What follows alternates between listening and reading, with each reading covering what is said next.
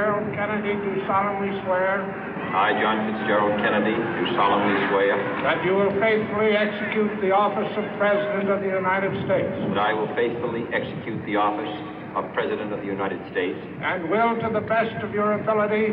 And will, to the best of my ability. Preserve, protect, and defend the Constitution of the United States. Preserve, protect, and defend the Constitution of the United States. So help you God. So help me God.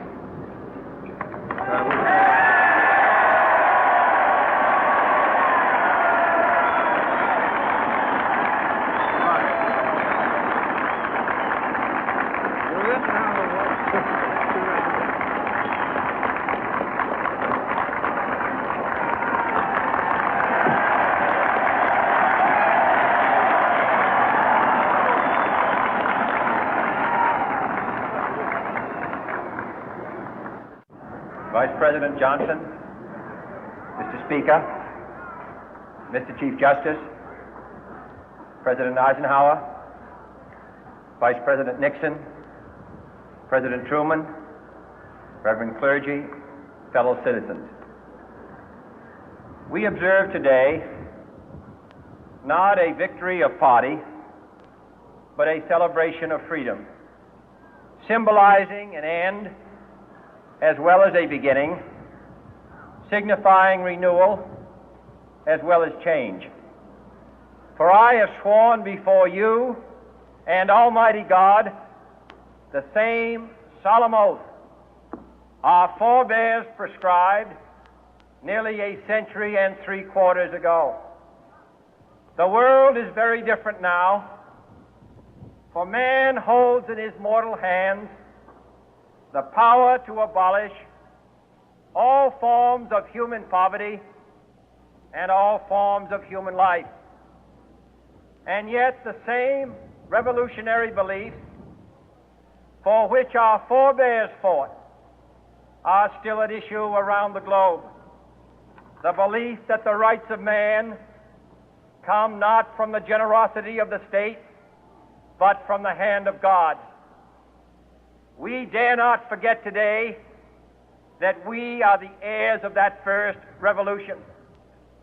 Let the word go forth from this time and place to friend and foe alike that the torch has been passed to a new generation of Americans born in this century, tempered by war, disciplined by a hard and bitter peace, proud of our ancient heritage, and unwilling to witness or permit the slow undoing of those human rights to which this nation has always been committed and to which we are committed today at home and around the world.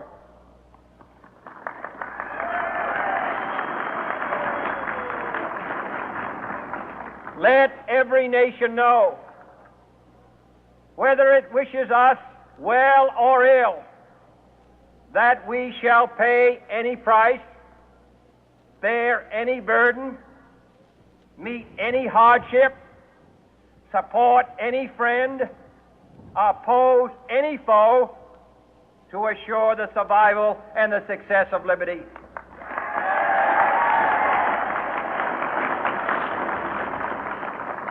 This much we pledge and more. To those old allies whose cultural and spiritual origins we share, we pledge the loyalty of faithful friends. United, there is little we cannot do in a host of cooperative ventures. Divided, there is little we can do, for we dare not meet a powerful challenge at odds and split asunder. To those new states whom we welcome to the ranks of the free, we pledge our word that one form of colonial control shall not have passed away merely to be replaced by a far more iron tyranny. We shall not always expect to find them supporting our view, but we shall always hope to find them strongly supporting their own freedom, and to remember that in the past, those who foolishly sought power by riding the back of the tiger ended up inside.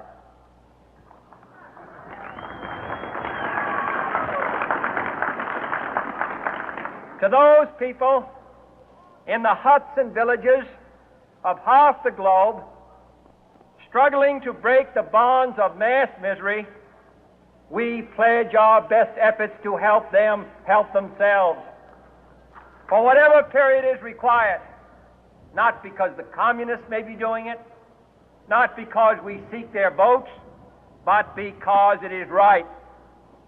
If a free society cannot help the many who are poor, it cannot save the few who are rich.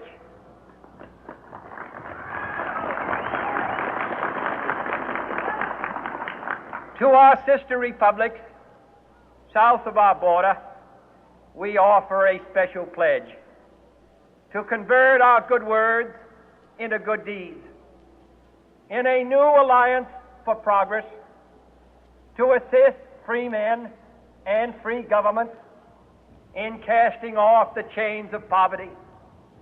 But this peaceful revolution of hope cannot become the prey of hostile powers. Let all our neighbors know that we shall join with them to oppose aggression or subversion anywhere in the Americas. And let every other power know that this hemisphere intends to remain the master of its own house.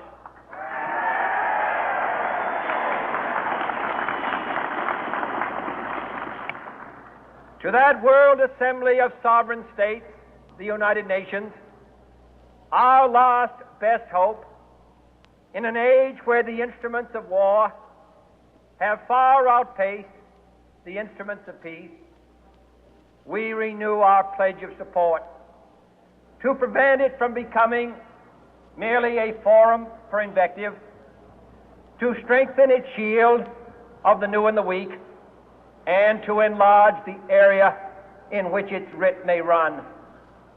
Finally, to those nations who would make themselves our adversary, we offer not a pledge, but a request that both sides begin anew the quest for peace.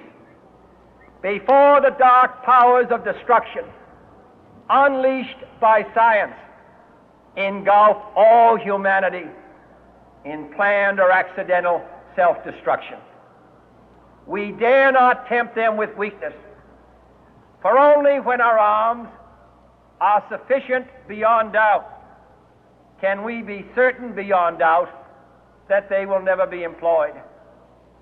But neither can two great and powerful groups of nations take comfort from our present course, both sides overburdened by the cost of modern weapons, both rightly alarmed by the steady spread of the deadly atom, yet both racing to alter that uncertain balance of terror that stays the hand of mankind's final war. So let us begin anew, remembering on both sides that civility is not a sign of weakness, and sincerity is always subject to proof. Let us never negotiate out of fear, but let us never fear to negotiate.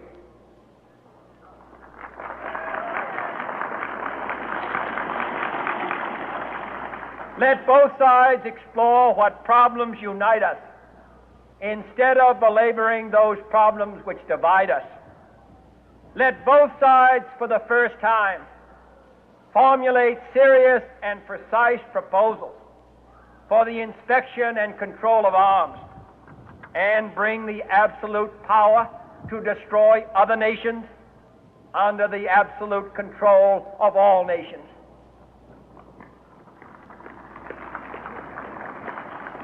Let both sides seek to invoke the wonders of science instead of its terrors. Together let us explore the stars, conquer the deserts, eradicate disease, tap the ocean depth, and encourage the arts and commerce. Let both sides unite to heed in all corners of the earth the command of Isaiah to undo the heavy burden and let the oppressed go free.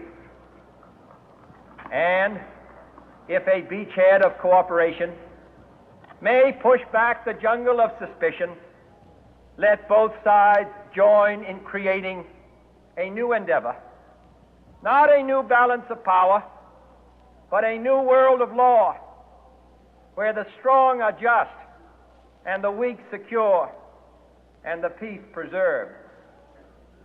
All this will not be finished in the first 100 days, nor will it be finished in the first 1,000 days, nor in the life of this administration, nor even perhaps in our lifetime on this planet.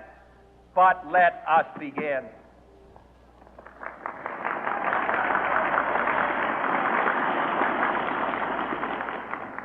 In your hands, my fellow citizens, more than mine, will rest the final success or failure of our course. Since this country was founded, each generation of Americans has been summoned to give testimony to its national loyalty. The graves of young Americans who answered the call to service surround the globe. Now the trumpet summons us again, not as a call to bear arms, though arms we need, not as a call to battle, though in battle we are, but a call to bear the burden of a long twilight struggle, year in and year out, rejoicing in hope, patient in tribulation, a struggle against the common enemies of man, tyranny, poverty, disease, and war itself. Can we forge against these enemies a grand and global alliance, north and south, east and west, that can assure a more fruitful life for all mankind? Will you join in that historic effort?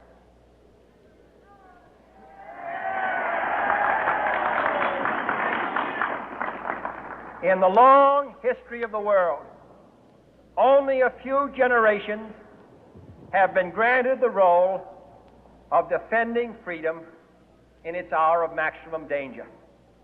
I do not shrink from this responsibility. I welcome it.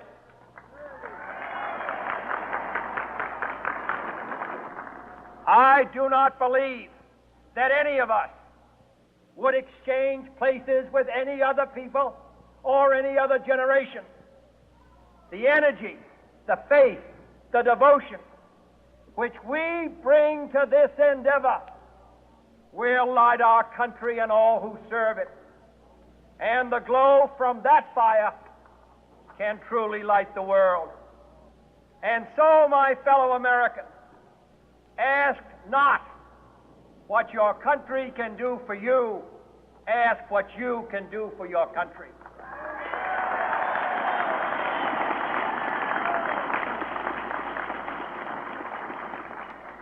My fellow citizens of the world, ask not what America will do for you, but what together we can do for the freedom of man.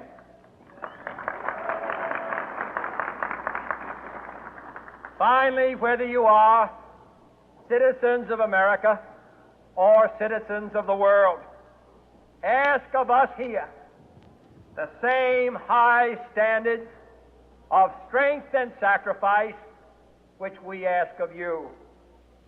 With a good conscience, our only sure reward, with history the final judge of our deeds, let us go forth to lead the land we love, asking His blessing and His help, but knowing that here on earth God's work must truly be our own.